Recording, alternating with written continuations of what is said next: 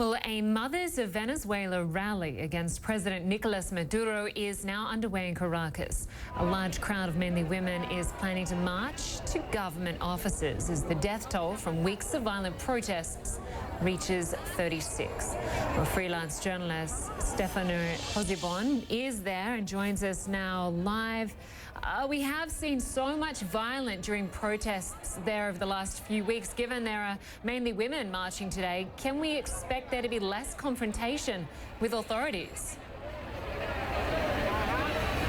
Well, Lynda, these marches going to follow the normal spring break of marches here in Caracas. The opposition normally gathers in this square where I'm standing now, which is in the east of the capital, an area very sympathetic to the opposition, and then they will try to march towards the west.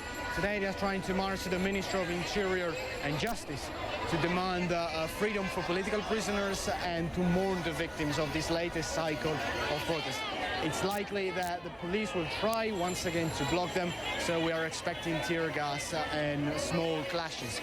As you said correctly, this march is a women's march, has been called the day before yesterday in order to mourn the victim. More than 30 people have died so far here in Caracas since the riots and the protests erupted in the early days of April, and for demanding the freedom for political prisoners, in particular one political prisoner more than anyone, who is the charismatic and popular opposition leader Leopoldo Lopez.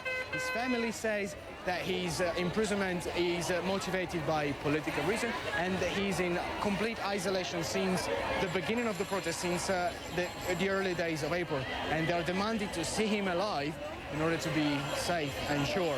Lynda, back to you.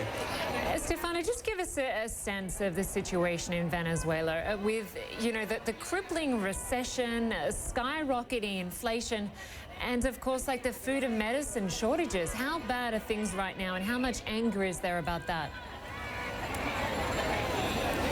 That, Lynda, is the most important thing that keeps Venezuelans awake at night.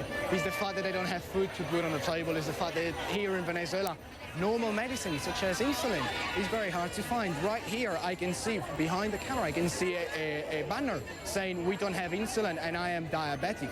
This is the thing that is taking most of Venezuelans awake at night.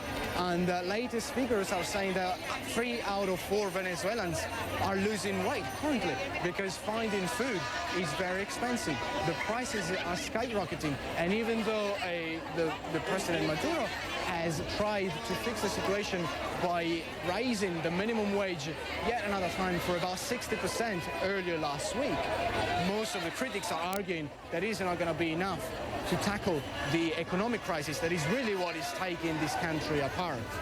Yeah, absolutely. All right, Stefano Pozzebon, we will speak to you again very soon. Thanks so much for that update.